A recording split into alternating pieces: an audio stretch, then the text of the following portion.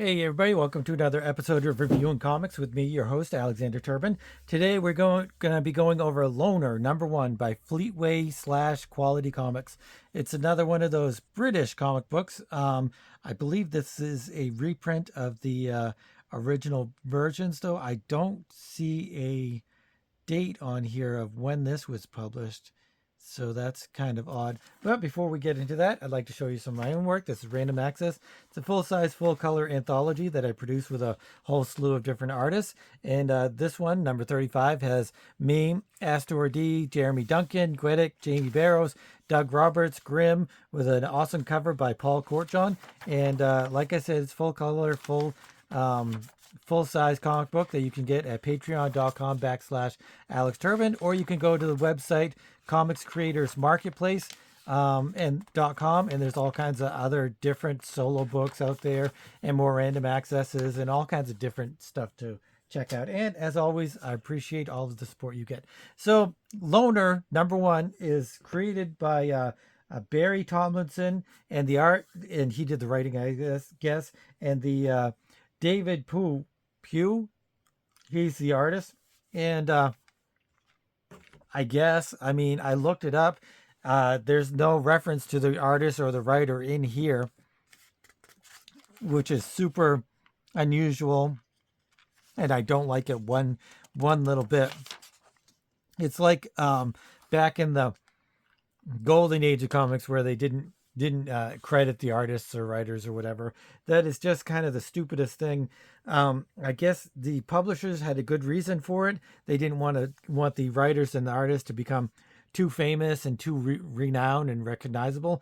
But on the other hand, if they were renowned and recognizable, then they would have become more famous, and their artwork and their writing would have been more sought out. So never makes really any sense to me why an artist or writer would not get the complete accreditation and recognition that they deserve in the comic books.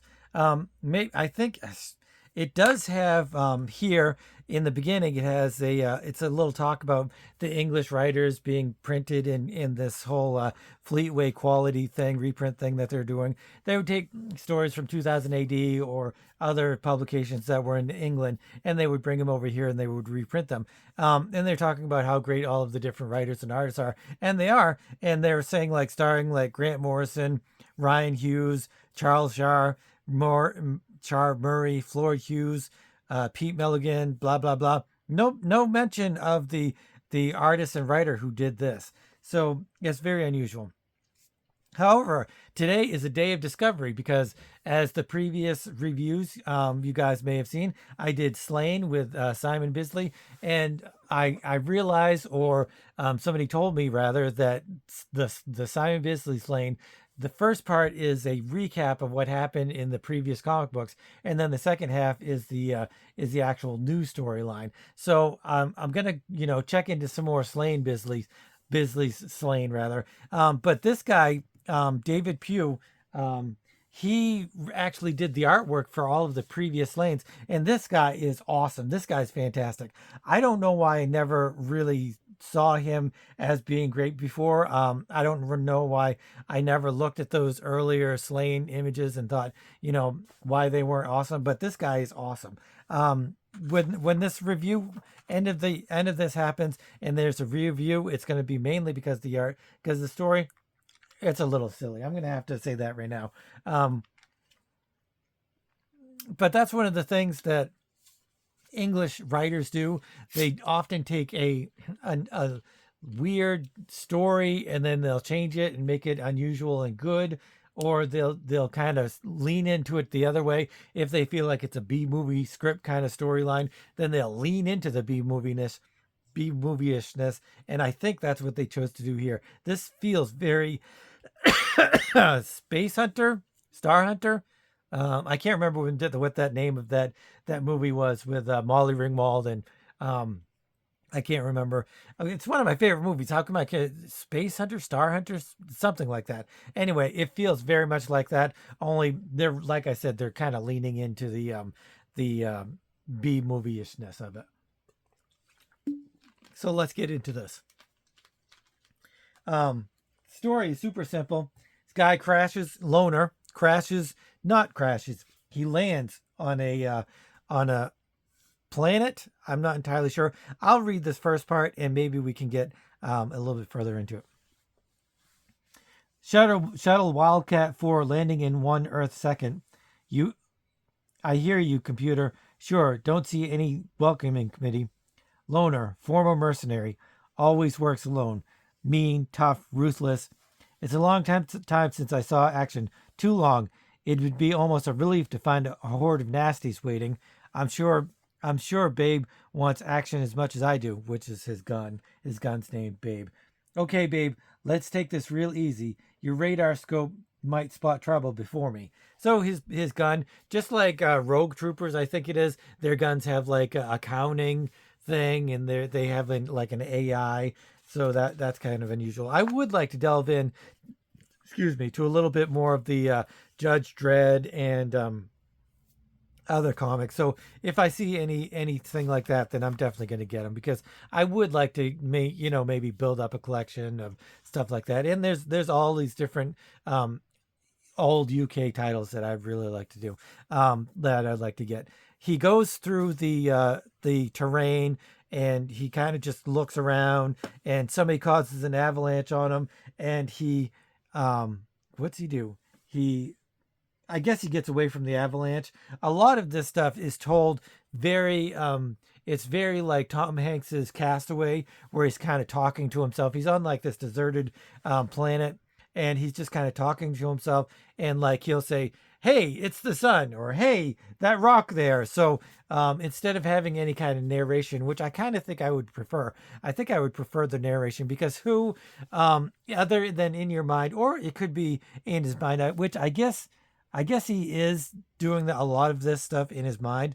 But then there's some of this stuff that he's actually not. So actually, yeah, now that I'm thinking about it, this is in his mind, and thought balloons are very prevalent here. And, that's a good way to do it. I guess I've never really been a thought balloon kind of guy.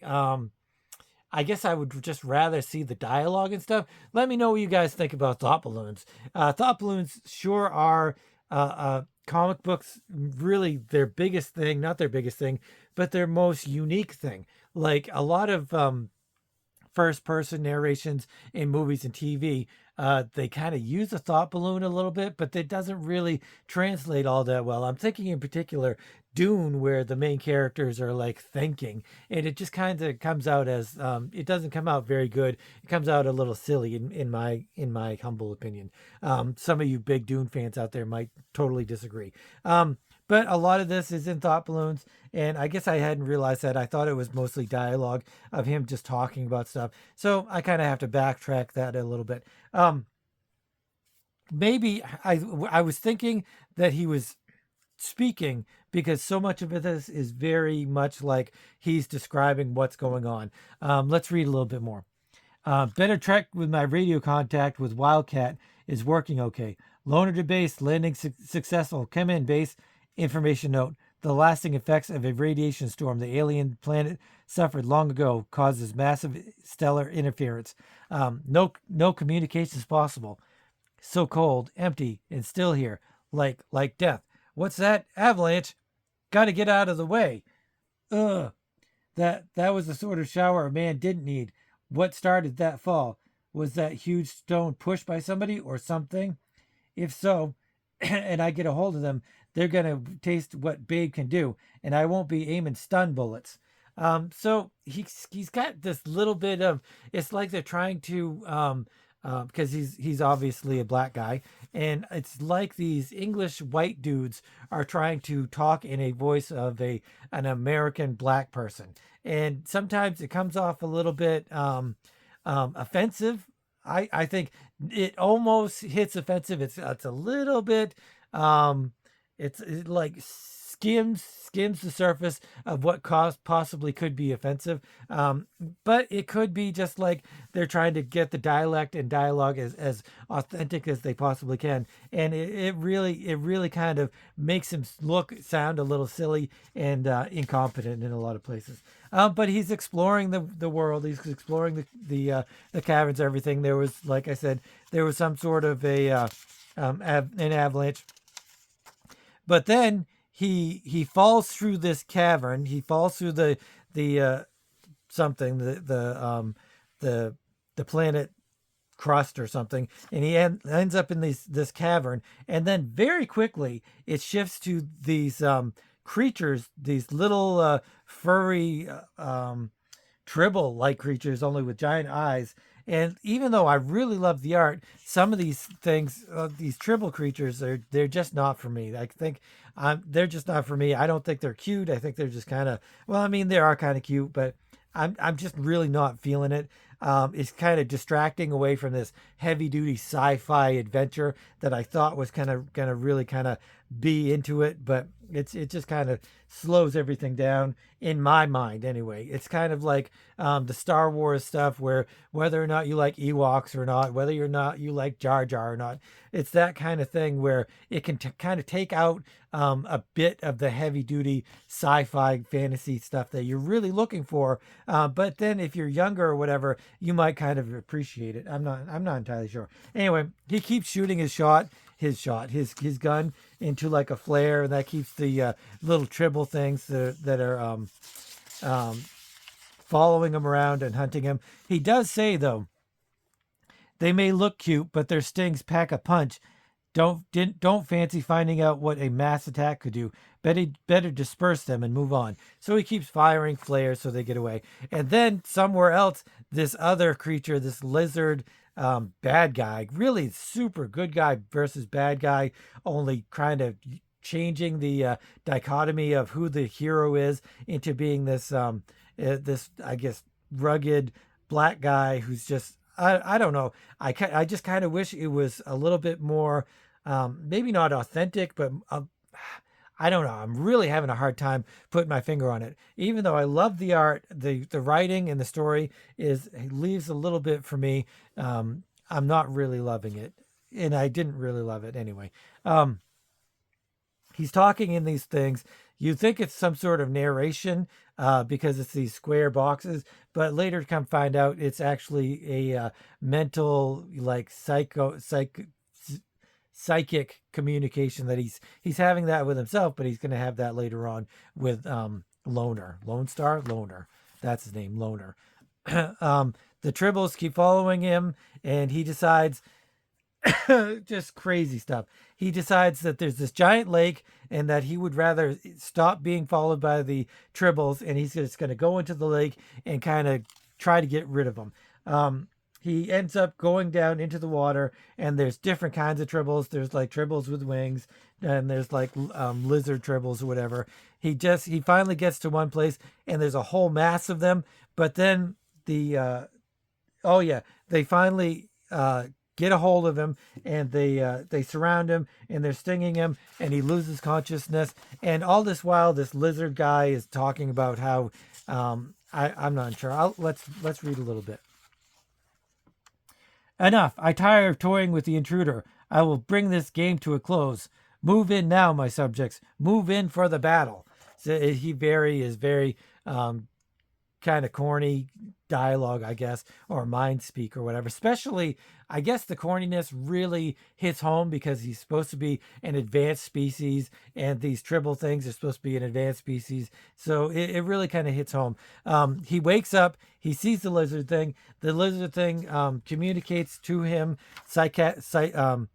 telepathically. And so he explains that. He also explains that he comes from a race of people, or race of lizards that would go from planet to planet, enslaving. They would use their mental powers to enslave all of the inhabitants. And once they got tired of them, they would they would play with them in like some sort of weird kind of way to get as much entertainment out of them as they could. But then when they got tired, they would just move on to the next species, the next planet, and try to find some more entertainment. So there's just super powerful lizards that have a hard time not being entertained. He's also says like, but what an empty victory. I who who am used to dominating races worthy of my attention, imprisoned here for so long with nothing to control me but useless balls of fur. It's a wonder I haven't been driven mad. So he obviously has been driven mad. But he crash landed there. That's another thing I didn't explain, is that he crash landed on this planet that Loner is inspecting and stuff. And I kept thinking in my head, why doesn't this lizard guy take Loner to the surface and take Loner's spaceship so that he can go back to his people? Keep wondering. I don't know why. It doesn't explain it in this issue. Maybe explains it later on. But he's also a little loopy, so that could be it too. He's also a little bit mentally ill. He explains that he can dominate these little tribal creatures, and that he's done as much as he can to make them as entertaining as possible. They explode. He can make them explode with his mind, and he tells the Loner that there's a creature lower, further into the pits, into the caves, that he can't control, and it's very powerful, and is causing all kinds of ruckus. It's eating some of his tribbles, and he wants Loner to go there and kill him.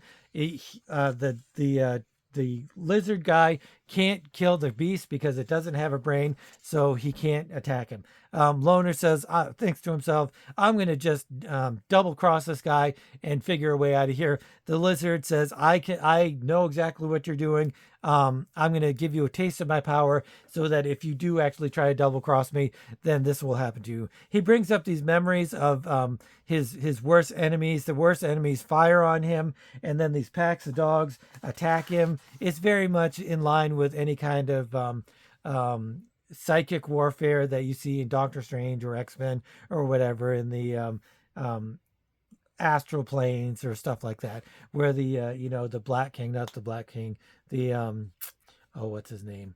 Is it the Black King? No, it's not the Black King. But anyway,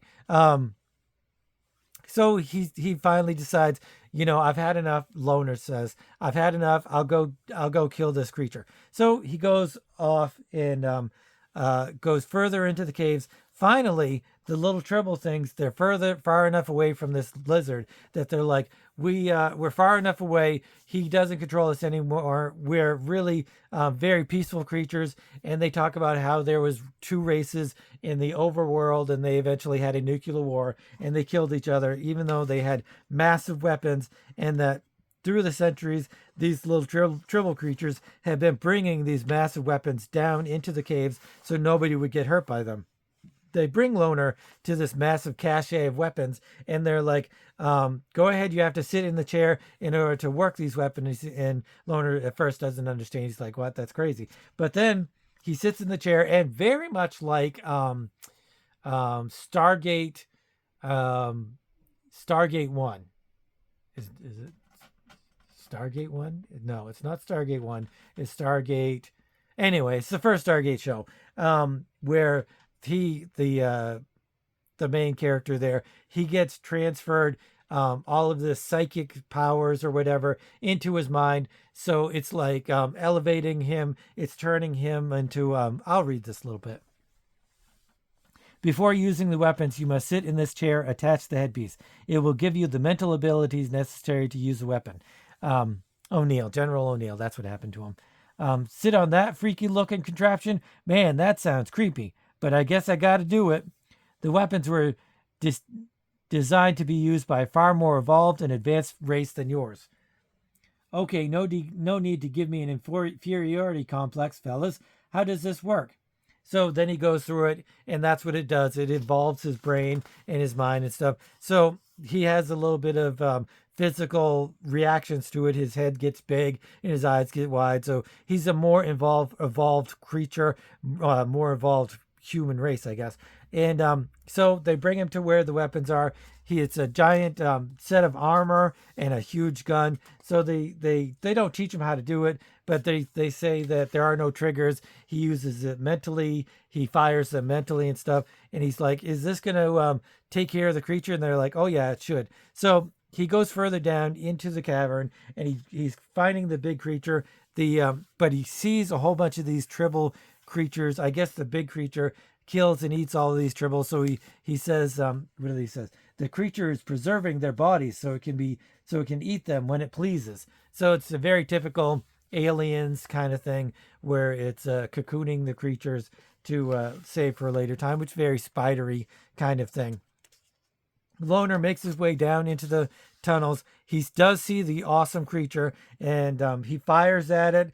The creature kind of tries to do something, but he gets away from it, and somehow the creature runs away, and Loner chases him through these caverns, through all of these skull-covered entranceways, which these are all of the inhabitants that the original tribbles, I guess, were, or whatever, that were up on the surface.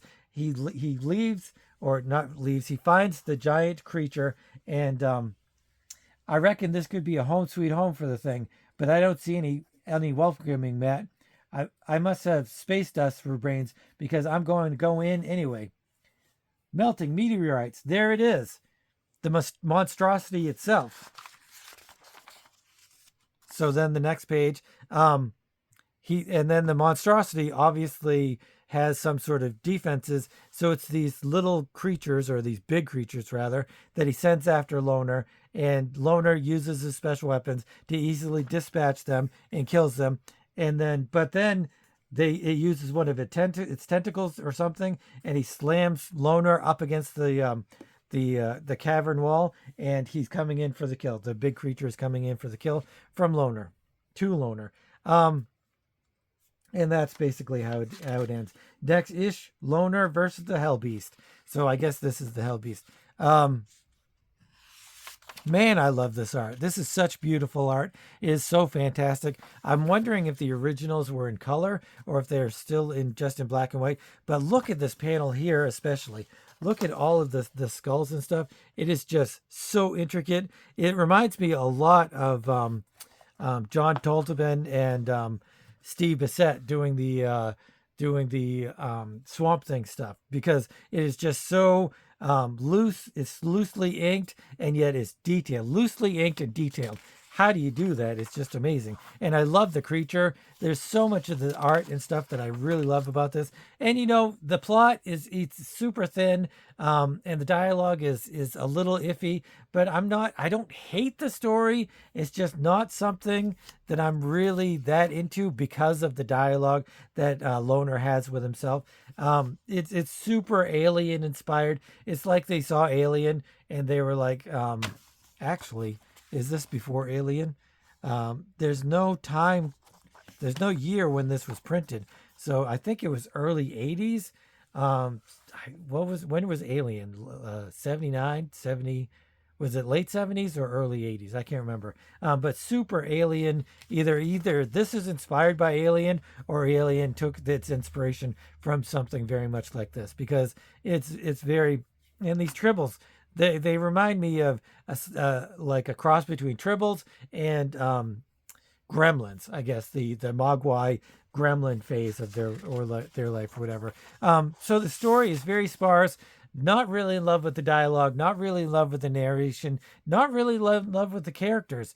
This lizard character, like I said, instead of being like, I can get off this stinking planet if I take this guy's rocket ship, I can get off this world and go continue dominating.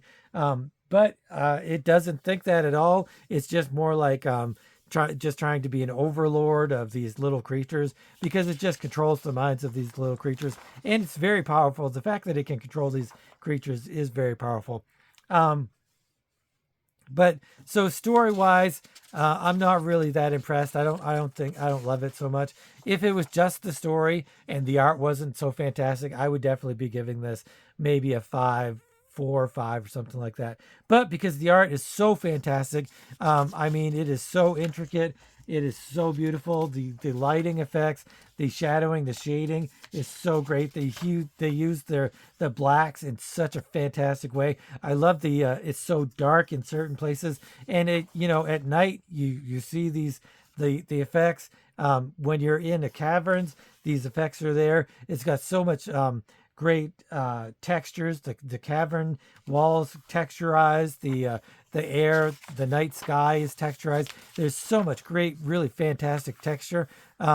In the narrative art, the artists they flew through it. I never had to backtrack because of the narrative art. It was always, bam, bam, bam. This is happening. This is happening. This is happening. Building upon each panel, and there's such a variety and different panels and different segues and scenes and stuff that it's really enjoyable. And even then, like in the beginning, it could have just been talking heads of Loner just by himself, but there's enough action going on, even though there really isn't a lot of action going on, just by the artist's interpretation of the storyline and everything like that. It's so fantastic. But it's mainly, like I said, because of the art. It doesn't have stiffness. A lot of really tight artists have a little bit of stiffness to them, and that really kind of takes away from the enjoyment. But this guy does not. David Pu does not have any kind of stiffness whatsoever, and he's really, really fantastic. And he does all of these different things so great, like the expressions on his face, really fantastic. The body shapes, the movement of his the way he has this character is moving. This guy, he's chasing loners. He's running away from these dogs or whatever, mountain lions or whatever. It's all in his head anyway, so it's all made up. But it's really great. He could have been facing this way. That might have been a little bit better, but I really love this whole panel and this whole pages, and the texture and the lighting and the black spotting. I really love it. And I'm going to go find more of this David Pu guy. I think he might be on my list already for one of my favorite artists, because I really am enjoying it. So I can't wait to really try to find some more of this stuff. So anyway, I am going to give this an 8. The final review is going to be an 8, and like I said, the majority of that is the art and how fantastic it was. I would love to see this in color, but the black and white version is fantastic as well. So it's really great. How many times can I say great in one sentence? But it is what it is, and it's really fantastic. Too bad the cover isn't better. Rick somebody 90. I think this gives me an indication. Rick somebody. From 1990 is this reprint, and it's got all of these different reprints of all of this stuff. Loner, ABC Warriors, Nemesis. I want to get some more Nemesis, or some Nemesis. I had some. I don't know where they went. And some Judge Dredd and stuff like that. So anyway, Loner, number 1. I'm giving it an 8.